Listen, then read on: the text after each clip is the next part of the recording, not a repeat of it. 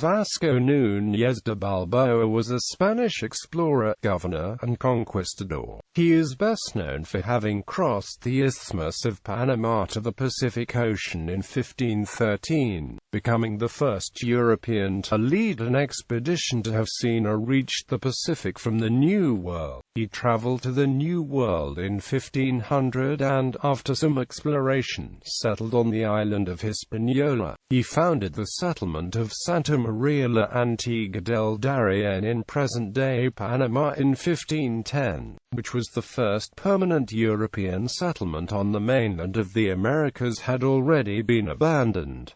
Early life. Balboa was born in Jerez de los Caballeros, Spain. He was a descendant of the Lord Mason of the Castle of Balboa, which is located in northwestern Spain. His mother was the Lady de Badajoz, and his father was the Hidalgo Nuno Arias de Balboa. Little is known of Vasco's early childhood except that he was the third of 4 boys in his family. During his adolescence, he served as a page and squire to Don Pedro de Portocarrero, Lord of Muga.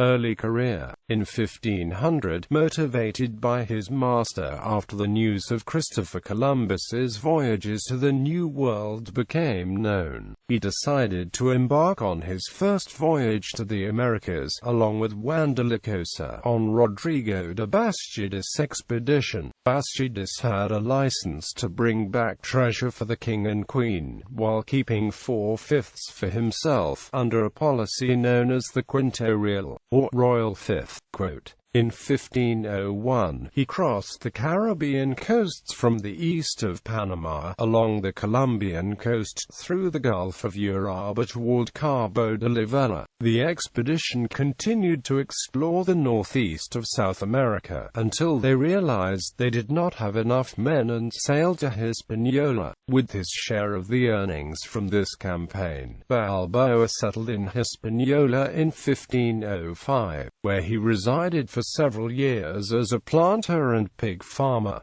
He was not successful in this enterprise, however, and ended up in debt. Finally, he was forced to abandon life on the island. In 1508, the King of Spain, Ferdinand II, the Catholic, launched the conquest of Tierra Firma. He created 2 new territories in the region between El Cabo de la Vela and El Cabo de Gracias a Dios. The Gulf of Uraba became the border between the 2 territories. Nueva Andalusia to the east, governed by Alonso de Ojeda, and Veragua to the west, governed by Diego de Nicosa. In 1509, wishing to escape his creditors in Santo Domingo, Balboa set sail as a stowaway, hiding inside a barrel together with his dog Leoncico. In the expedition commanded by the alcalde mayor of Nueva Andalusia, Martin Fernandez Drenciso, whose mission it was to aid Alonso de Ojeda. His superior, de Ojeda, together with 70 men, had founded the settlement of San Sebastián de Uraba in Nueva Andalusia, on the location where the city of Cartagena de Indias would later be built. However, the settlers encountered resistance from natives living in the area, who used poisoned weapons, and de Ojeda was injured in the leg. A short time later, de Ojeda sailed for Hispaniola, leaving the colony under the supervision of Francisco Pizarro, who, at the time, was only a soldier waiting for Anzo's expedition to arrive. De Ojeda asked Pizarro to leave some men in the settlement for 50 days and, if no help arrived at the end of the time, to use all possible means to get back to Hispaniola. Before the expedition arrived at San Sebastián de Uraba, Fernandez Drenciso discovered Balboa aboard the ship, and threatened to leave him at the first uninhabited island they encountered. He later thought better of this and decided that Balboa's knowledge of that region, which he had explored 8 years before, would be of great utility. This, in addition to the crew's pleas for his life, left Fernandez Drenciso with no choice but to spare Balboa and keep him aboard. Moreover, both agreed on removing de Nicosa as governor of Veragua. After the 50 days had passed, Pizarro started preparations for the return to Hispaniola. When Anzo's ship arrived, Balboa had gained popularity among the crew because of his charisma and his knowledge of the region. By contrast, Fernandez was not well liked by the men. Many disapproved of his order to return to San Sebastian, especially after discovering, once they had arrived, that the settlement had been completely destroyed and that the natives were already waiting for them, leading to a series of relentless attacks. The founding of Santa Maria, Balboa suggested that the settlement of San Sebastian be moved to the region of Darién, to the west of the Gulf of Urabá, where the soil was more fertile and the natives presented less resistance. Fernandez gave serious consideration to this suggestion, and the regiment later went to Darién, where the native cacique Maco had 500 warriors waiting, ready for battle. The Spanish, fearful of the large number of enemy combatants, made a vow to the Virgin de la Antigua, venerated in Seville, that they would name a settlement in the region after her should they prevail. It was a difficult battle for both sides, but, by a stroke of luck, the Spanish came out victorious. Maco, together with his warriors, abandoned the town and headed for the jungle. The Spanish plundered the houses and gathered a treasure trove of golden ornaments. Balboa kept his vow and, in September 1510, founded the first permanent settlement on mainland American soil, and called it Santa María la Antigua del Darién. Mayor of Santa Maria. The victory of the Spanish over the natives and the founding of Santa María la Antigua del Darién, now located in a relatively calm region, earned Balboa authority and respect among his companions. They were increasingly hostile toward alcalde Mayor Fernandez, whom they considered a greedy despot because of the restrictions he imposed on their appropriation of the natives' gold. Balboa took advantage of the situation, acting as the spokesman for the disgruntled settlers. He removed Fernandez from the position of alcalde mayor, using the following legal maneuver. Enciso was now controlling an area in Veragua, to the west of the Gulf of Urabá, since he was substituting for Alonso de Ojeda. His mandate was illegitimate, because the governor of Veragua was Diego de Niqueza, not de Ojeda. Therefore, Fernandez should be deposed and arrested. After Drenso's ouster, a more open government was established and a municipal council was elected. Two alcaldes were appointed, Martin Samudio and Vasco Núñez de Balboa. Shortly after this, a flotilla led by Rodrigo Enrique de Colmenares arrived in Santa Maria. His objective was to find de Niqueza, who was also facing some difficulties in the north of Panama. When de Colmenares learned about the recent events, he convinced the town's settlers that they should submit to the authority of de Niqueza, since the land was under his jurisdiction. Enrique de Colmenares invited two representatives to be named by the local government to travel with his flotilla and offered de Niqueza authority over the city.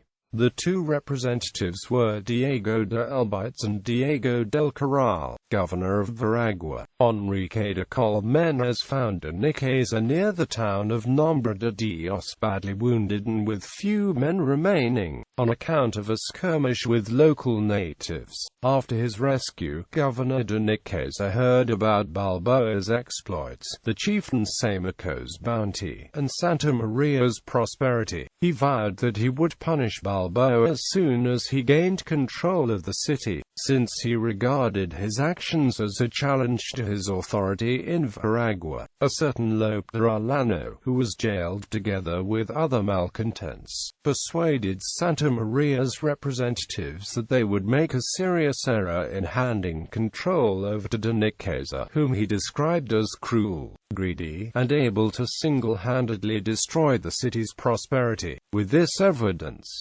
Albites and El Corral fled to Darién ahead of de Niqueza and informed informed Balboa and the municipal authorities of the governor's intentions. When Darién arrived at the city's port, a mob appeared, and the ensuing disturbance prevented the governor from disembarking into the city. Darién insisted on being received no longer as governor, but as a simple soldier, but still the colonists did not allow him to disembark. He and 17 others were forced to board an unseaworthy boat with few supplies, and were put out to sea on March 1, 1511. The ship disappeared, leaving no trace of Darién and his men.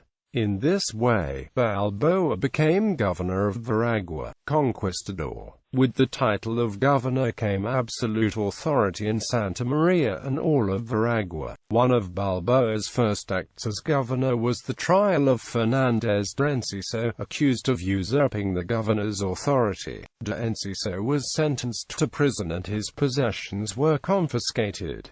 However, he was to remain imprisoned only for a short time. Balboa set him free under the condition that he return immediately to Hispaniola and from there to Spain. With him on the same ship were 2 representatives from Balboa, who were to inform the colonial authorities of the situation, and request more men and supplies to continue the conquest of Veragua. Balboa continued defeating various tribes and befriending others, exploring rivers, mountains, and sickly swamps, while always searching for golden slaves and enlarging his territory. He was also able to quell revolts among those of his men who challenged this authority, and, through force, diplomacy, and negotiation, he earned a certain respect and fear among the natives. In a letter addressed to the King of Spain, he expressed, somewhat ironically, that he had to act as a conciliatory force during the course of his expeditions. He succeeded in planting corn, received fresh supplies from Hispaniola and Spain, and got his men used to life as explorers in the new territories. Balboa managed to collect a great deal of gold, much of it from the ornaments worn by the native women, and the rest obtained by violence.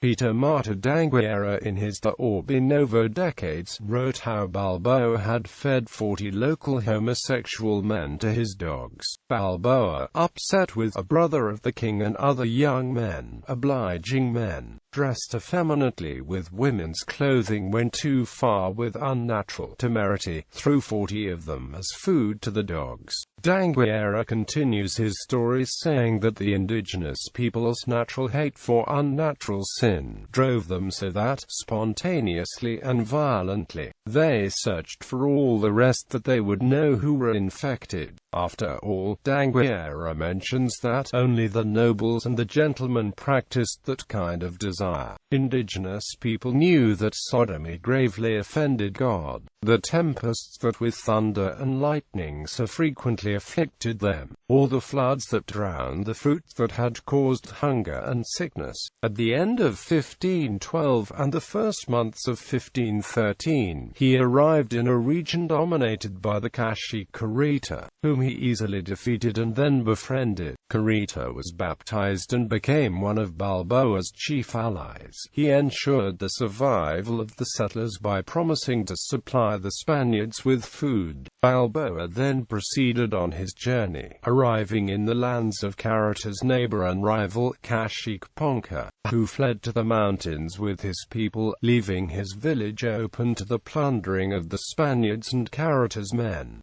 Days later, the expedition arrived in the lands of Cacique Camaga, fertile but reportedly dangerous terrain. However, Balboa was received peacefully and even invited to a feast in his honor. Camaga, like Carita, was then baptized. In 1513, Balboa wrote a lengthy letter to the King of Spain, requesting more men from Hispaniola, weapons, supplies, carpenters versed in shipbuilding, and all the necessary materials for the building of a shipyard. In a subsequent letter, from 1515, he would refer to his humanitarian policies regarding the natives, while at the same time recommending extreme severity in dealing with cannibals and violent tribes. It was in Camaga's lands that Balboa first heard of the other sea. Quote, It started with a squabble among the Spaniards, unsatisfied by the meager amounts of gold they were being allotted. Comaga's eldest son, Panquico, angered by the Spaniards' avarice, knocked over the scales used to measure gold and exclaimed, "If you are so hungry for gold that you leave your lands to cause strife in those of others, I shall show you a province where you can quell this hunger." Panquico told them of a kingdom to the south where people were so rich that they ate and drank from plates and goblets made of gold, but that the conquerors would need at least 1,000 men to defeat the tribes living inland and those on the coast of the other sea. European discovery of the Pacific Ocean. Balboa received the unexpected news of a new kingdom, rich in gold, with great interest. He returned to Santa Maria at the beginning of 1513 to recruit more men from Hispaniola, but he learned that Fernandez had told the colonial authorities what had happened at Santa Maria. After seeing that there would be no assistance from Hispaniola, Balboa sent Enrique de Colmenares directly to Spain to look for help. While the expedition to the South Sea was being organized in Santa Maria, some explorers traveled 10 leagues up the Atrato River toward the interior, but came back empty-handed. Balboa's request for men and supplies had been denied, and so his case was by then widely known in the Spanish court. Therefore, Balboa had no choice but to carry out his expedition with the few resources that he had on hand in Santa Maria. Using information given by various friendly caciques, Balboa started his journey across the Isthmus of Panama on September 1, 1513, together with 190 Spaniards, a few native guides, and a pack of dogs. Using a small brigantine and 10 native canoes, they sailed along the coast and made landfall in Caciques territory. On September 6, the expedition continued, now reinforced with 1,000 of Caratas' men, and entered Cacique Ponce's land. Ponca had reorganized and attacked, but he was defeated and forced to ally himself with Balboa. After a few days, and with several of Ponce's men, the expedition entered the dense jungle on September 20, and, with some difficulty, arrived 4 days later in the lands of Cacique Toricha, who ruled in the village of Quarecua. In this village, a fierce battle took place, during which Toricha was defeated and killed in battle. His followers decided to join the expedition. However, the group was by then exhausted and several men were badly wounded, so many decided to stay in Quarecua to regain the strength. The few men who continued the journey with Balboa entered the mountain range along the Chacunac River the next day. According to information from the natives, one could see the South Sea from the summit of this range. Balboa went ahead and, before noon that day, September 25, he reached the summit and saw, far away in the horizon, the waters of the undiscovered sea.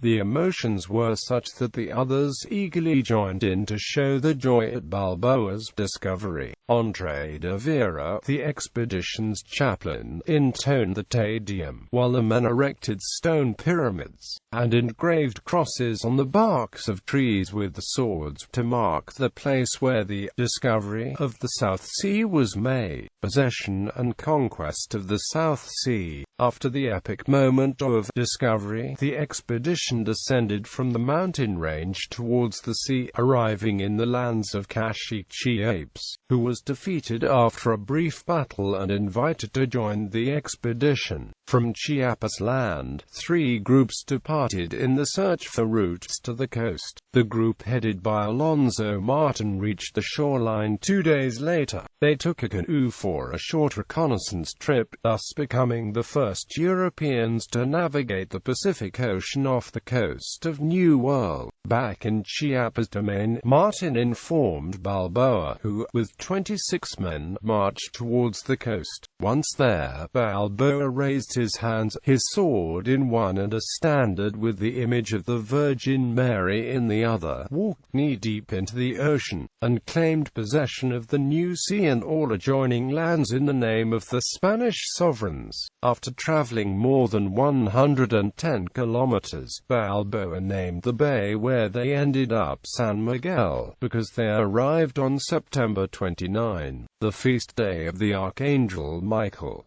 He named the new sea Mar del Sur, since they had traveled south to reach it. Balboa's main purpose in the expedition was the search for the gold-rich kingdoms promised by Panquista. To this end, he crossed through the lands of Caciques Cocara and Tumaco, defeating them easily and taking the riches of gold and pearls. He then learned that pearls were abundant in the islands ruled by Teriqui, a powerful and feared Cacique. Balboa set out in several canoes towards these islands, even though it was the beginning of October and the weather conditions were not favorable. He was barely able to make out the islands, and named the largest one Isla Rica. He named the entire group Archipelago de las Perlas, which they are still called today. In November, Balboa decided to return to Santa Maria but by a different route in order to further expand his territory and procure more gold. He passed through the regions of Tioca, Pacra, Bug, Bononaima, and Chorizo, defeating some by force and befriending others through diplomacy. A particularly bloody battle took place against the Cacique Tubanama, whom Balboa eventually defeated. In December, the expedition arrived back in the Caribbean coast by the Gulf of San Blas, a strip of land ruled by Cacique Pocarosa. Further, he headed to the lands of Camaga to find that his elderly ally had died. His son, Panquico, was now the new chieftain. Further, he crossed the lands of Ponca and Carita, to finally arrive in Santa Maria on January 19, 1514, with a treasure in cotton goods, more than 100,000 castellanos worth of gold, to say nothing of the pearls. All this, however, did not compare to the magnitude of the discovery of the South Sea on behalf of Spain. Balboa commanded Pedro de Albalancha to set sail for Spain with news of this discovery. He also sent 1/5 of the treasure to the king, as the law required.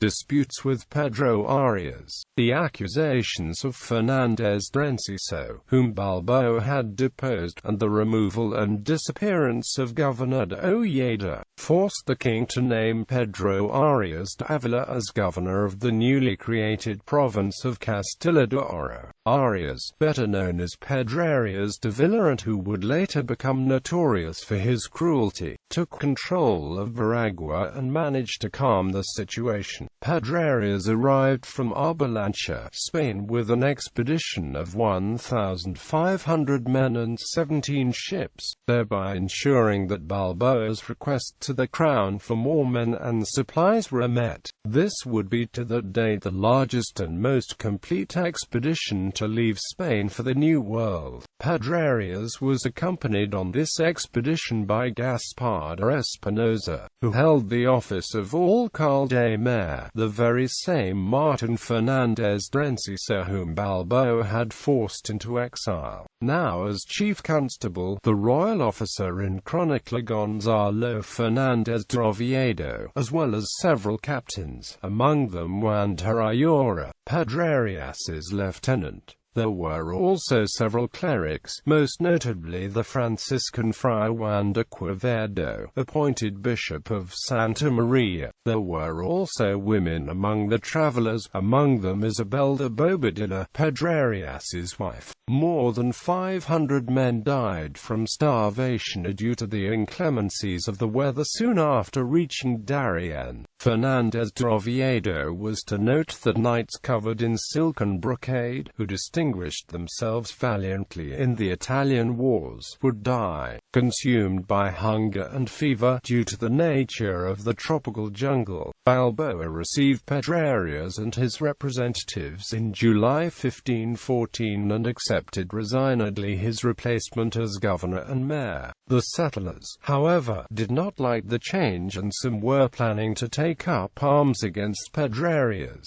even as Balboa showed respect to the new colonial authorities. As soon as Pedrarias took charge, Gaspar de Espinosa had Balboa arrested and tried in absentia, sentencing him to pay reparations to Fernandez, Renciso and others. He was, however, found innocent of the charge of murdering de Nicaza, so he was freed shortly afterwards. Due to overpopulation in Santa Maria, Pedrarias called on several expeditionaries to search for new locations fit for settlement. Balboa requested of Pedrarias that he be allowed to explore the Dabibe region along the Atrato River, for there was a rumor of the existence of a temple filled with vast riches there. However, this expedition turned out to be a failure, leaving Balboa wounded due to constant attacks by the region's natives. This setback, however, did not deter Balboa's ambitions of returning to explore the South Sea. Secretly, he arranged to recruit a contingent of men from Cuba. The ship carrying them berthed just outside Santa Maria, and its caretaker informed Balboa of their arrival, receiving in return 70 gold castellanos. Pedrarias, however, soon found out about the ship. Furious,